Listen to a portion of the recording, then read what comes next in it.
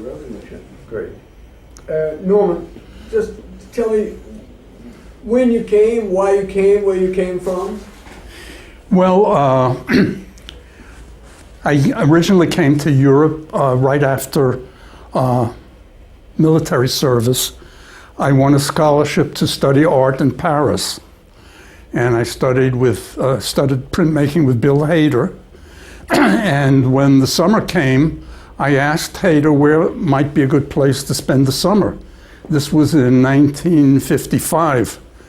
And he said Catequez, where he had been before the Civil War.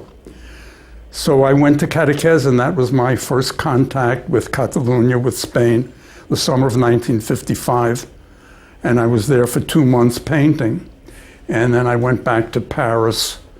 The following year, I won a fellowship from the French government.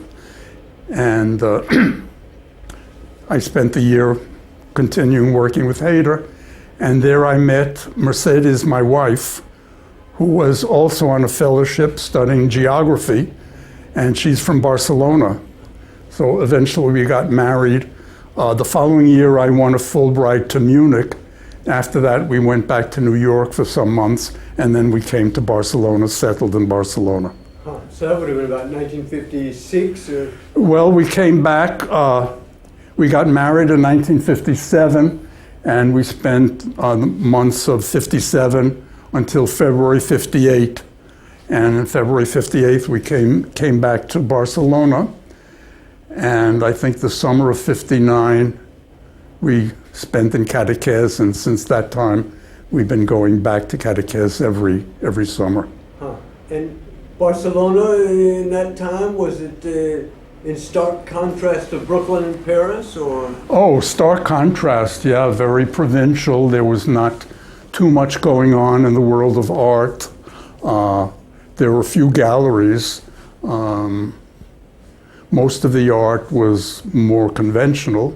There were small groups of more avant-garde artists beginning to crop up, and 1 or 2 galleries showed their work. But it was tremendous contrast from Paris or New York. Would you say that the repercussions of the war were still, could you feel the effects of the Civil War still? Not directly. I mean, the effects were in the fact that the government was a dictatorship and they were controlling more or less everything. But physically, I didn't notice any effects of the Civil War.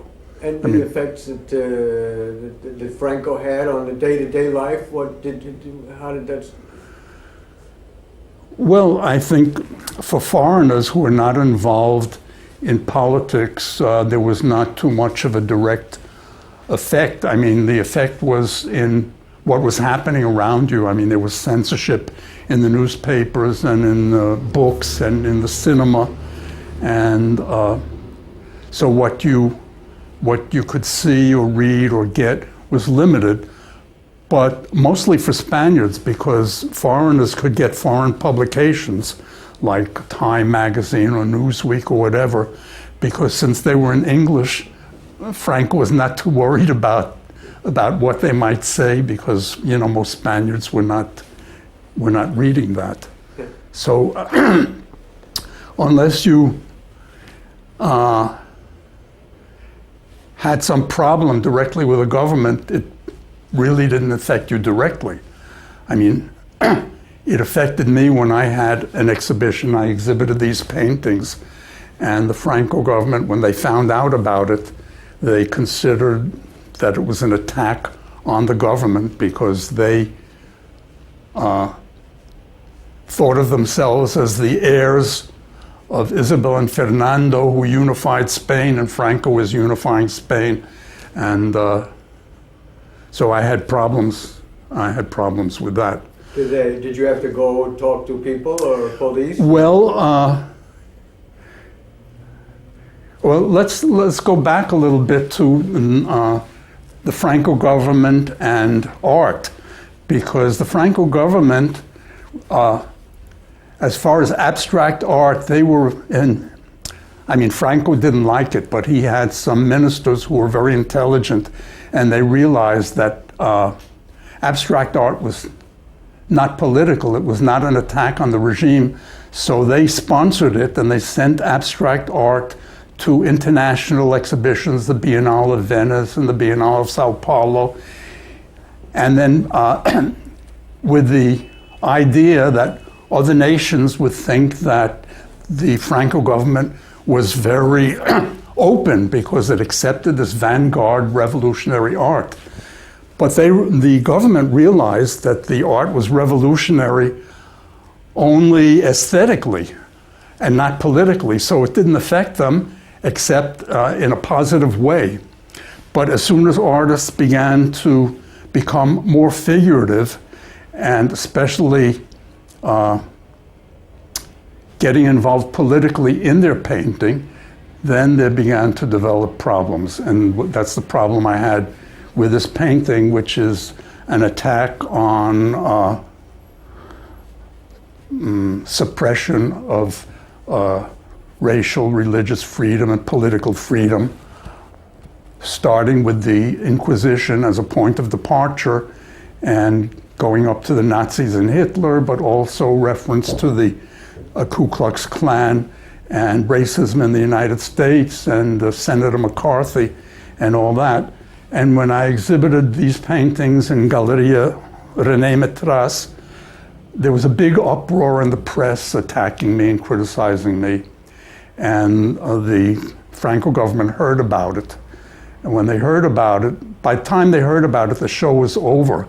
But they contacted the American embassy to criticize me, and I had a phone call from the embassy saying, you know, what's happening? Send us a photograph of the paintings, which I did, and then, you know, they found nothing, no problem with it. But the gallery owner had problems. They cited him to appear in court, and they threatened him with repercussions if he ever showed anything political like that again. And a year or so later, I had an exhibition.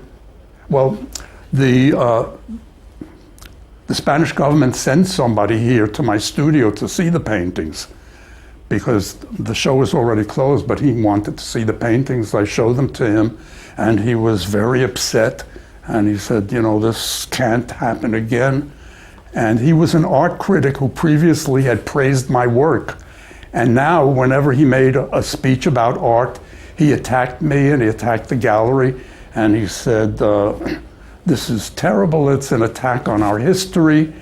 And the fact that these paintings were shown in this so-called dictatorship shows how open we are, but we've taken measures to make sure it never happens again. What year was that?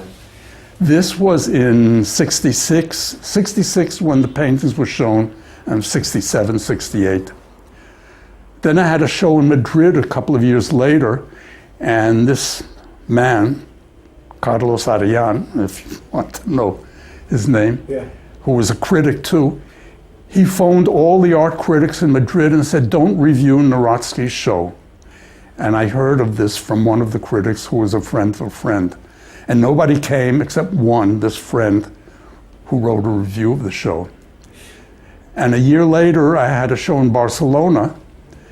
And at the opening, the owner of the gallery introduced me to a man.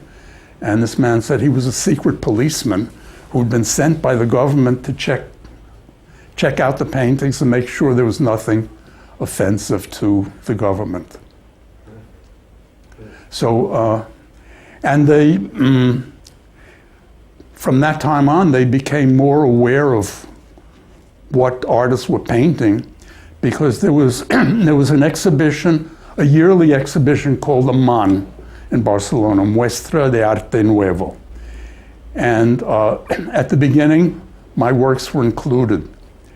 But from this time on, I was not included, and the man who organized the show notified El Equipo Crónica, who was also involved in very political things, not to send any political painting, to make sure the painting was innocuous, because 1,000 eyes are watching.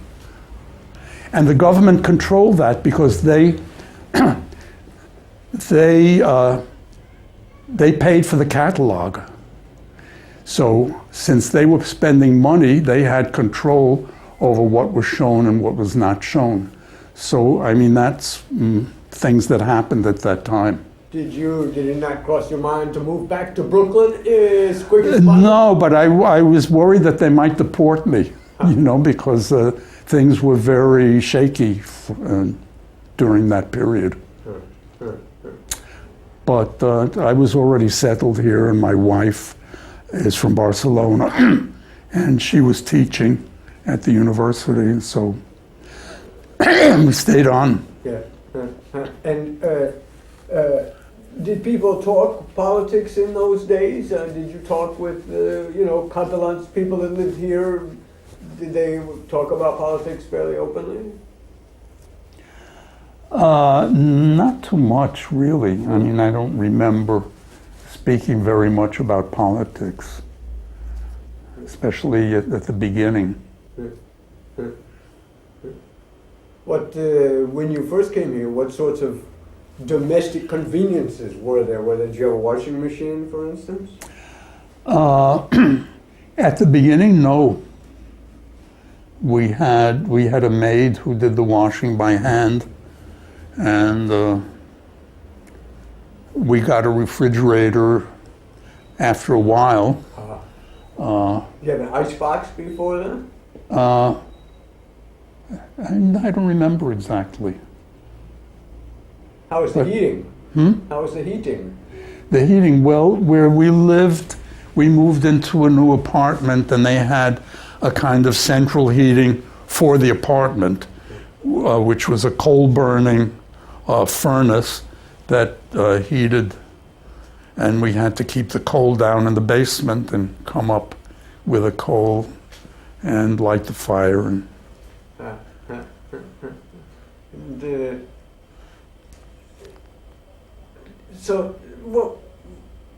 I assume it was a sort of people say it was a more orderly city in those years, that, the Serenos were out watching over the blocks and...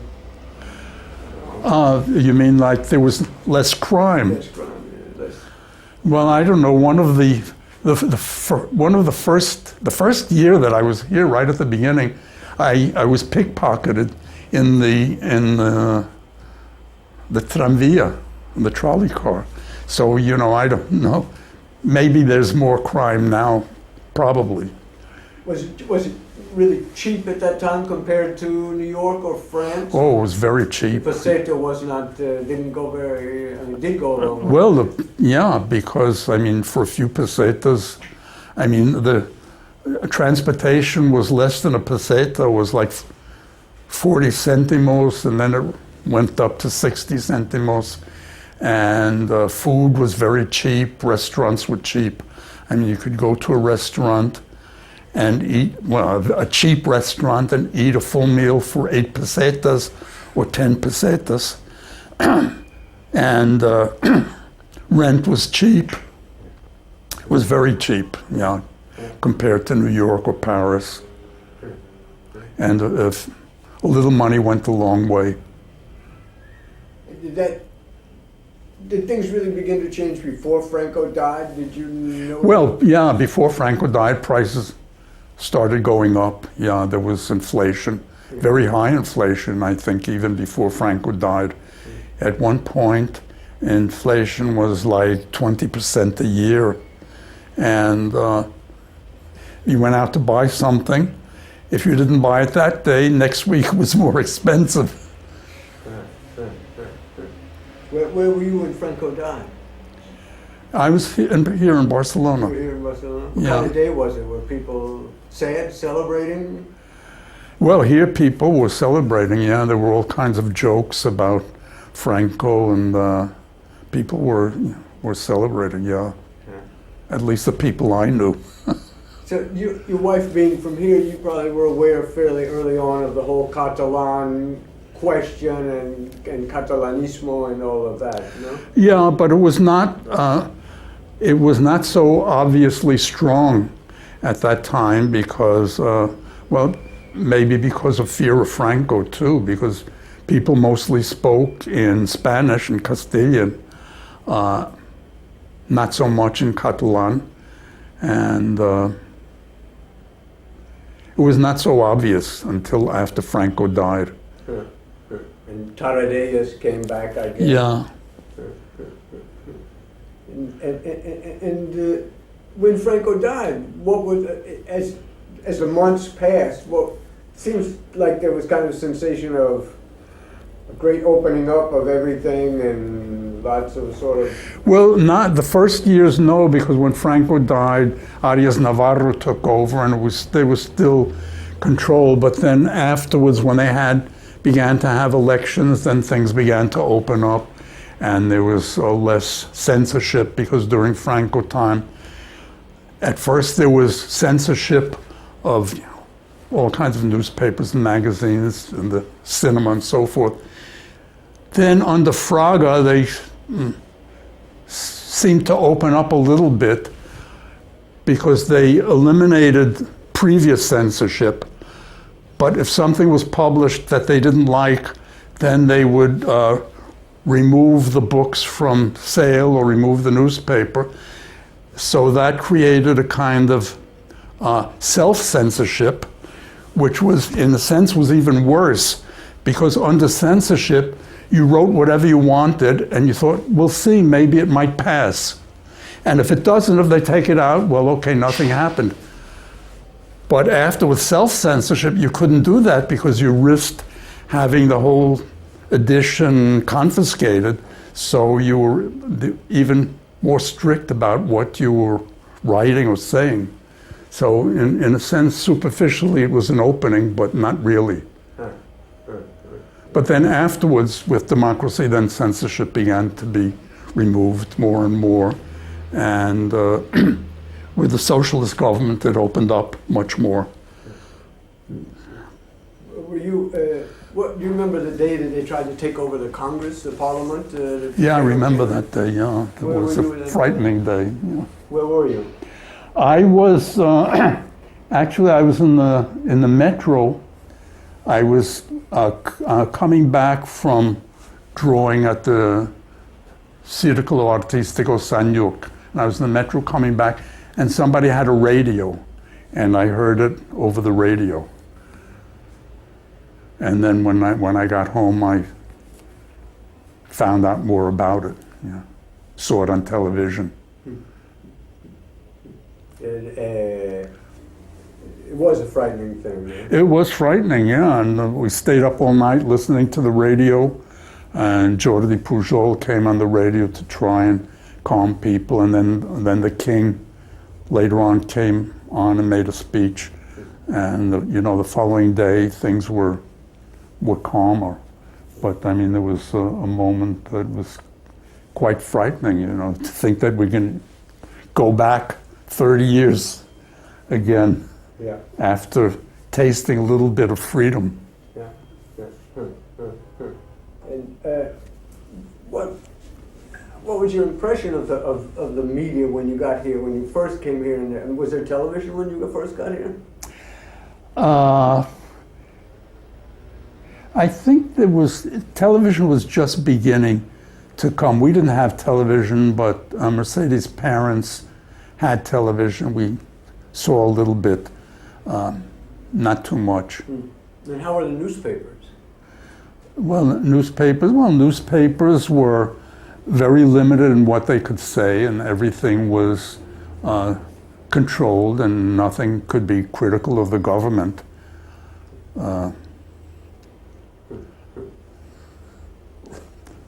There's, nothing extravagant in the newspapers. They just gave you the daily news passed through the censor, and that was it. The same with the cinema, and nothing political was allowed to be shown, and anything related to sex was very censored.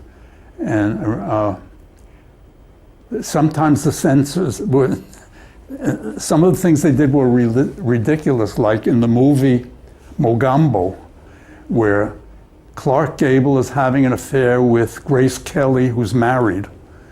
So the censors changed that around because they couldn't have an adulterous affair in the movie, so they made Grace Kelly into Clark Gable's sister. So in the end, it was incestuous. And they probably didn't realize, that one thing was just as bad or worse than another. Let me ask you this. I don't know if you're of Jewish background. Yeah. Because years ago I interviewed a lot of people who would come back to Spain in those years, or would actually come in during the Second World War from other places, because they were allowed to come here. A lot of people were saved. But they said that they could remember at Easter time, for instance, kids going through the streets saying, "Kill the Jews, kill the Jews, kill the Jews," all of this. How did you find the situation for Jews here when you came? Or did you not find it? Well, I didn't, I had no direct experience of that, but I do know that I saw in the bookshops a little textbook for the schools, a history textbook, in which they had pictures and a story about, I forget the name of the boy, but he was supposed, the Jews were supposed to have killed him in order to get his blood to make matzahs for Passover. And that was a book that was in the schools and in the bookshops for a number of years before finally I think it was withdrawn. But I have a copy of it someplace. I don't know exactly where. But apart from that, I think officially the Spanish government, I know from some Sephardic Jews that during the Second World War, Sephardic Jews were able to come to Spain and even ask for Spanish citizenship, or come through Spain escaping, and the Franco government allowed them to come through. Thousands of people actually did come from different, the ambassadors in each country were able, if they wanted, to provide Spanish passports to anybody who had a tenuous connection to the Sepharad. And a lot of people, talked to a number of people here who came back to those conditions. And how about as far as sex went? Because it's amazing now to think that my understanding is that you couldn't even, if you walked down the street with your girlfriend in Barcelona and kissed her, that it was a public, sort of a crime against public decency. Well, I don't know if it was a crime, but people thought, it was very, people would look at it as, an extravagant thing. Now, I remember when I was in catechese that summer of 1958 with two Norwegian painter friends, a man and a woman. And the woman wore pants. And when she walked down the street, people would look at her, it was something horrible. It was, the mentality was very, very closed mentality as far as that. It changed right rapidly after Franco died. Yeah. In catechese in those years, was Dali a figure? Dali was a figure in catechese, very important figure. Although the local people in catechese didn't like Dali because he prevented a lot of construction, especially around the area of Port Lligat, which he tried to preserve. And the people didn't like that because it was not good for negocio. But once he died, then he became a great hero, and they had homenajes a Dali and so forth. But Dali was a very interesting person. I mean, I think he's a good painter. And he was a very intelligent man. And he had very interesting ideas, though they may have been extravagant or not, but he was a very interesting personality. And so, but were you making a living painting through the transition? It's always hard to make a living as an artist. And Ben Shahn once said that an artist is a man whose wife is a teacher. So my wife was a teacher, so I mean that helped us economically. How was it though to try and be an artist during that period? Did it Well, it was- change greatly? Just right, from before and after Franco died. Well, I don't think it had anything to do with Franco in general. It had to do with the economy. When the economy was better, artists sold more paintings. And when the economy was bad, they sold less. I think it had nothing to do with Franco. Though, and this the Generalitat might not like what I'm saying, but for an artist who was not Catalan, it was always much more difficult. And I know of cases where an artist had an exhibition in a gallery in Barcelona. He had a Spanish name, and he sold a couple of paintings. And the person who bought the painting, he found out that the artist was not Catalan, and he returned the paintings. So a lot of... So, I mean, that's been a problem for me, because when they organize an exhibition of Arte Catalan, I'm forgotten, even though I've been here more than 50 years painting. And supposedly, according to the propaganda of the Generalitat, anyone who lives and works in Catalonia is Catalan. But in reality, it's not. That's good. I'm glad to give you an opportunity to tell them about it. Yeah. That's good. Yeah. And I think it's a great pity, because, I mean, that's prevented Barcelona from being a rival of Paris, for example. Because in Paris, if you live in Paris, you're a French artist. I mean, Picasso was a French artist, Modigliani was a French artist, Giacometti was a French artist, Hans Hartung was a French artist, Van Gogh was a French artist. There was no problem. And the same happens in New York. But in Barcelona, no. I mean, unless you're so many generations of Catalan, then you're still not a Catalan artist. And was that's probably gotten worse since the transition? Probably gotten worse, yeah. Okay. Yeah, because there's a much more strong feeling of nationalism now, of Catalan nationalism. And those who do not feel strong nationalism don't speak out much because of fear of being called anti-Catalan or whatever. Good. That's about it. Did you have any questions? No. That's great. Great.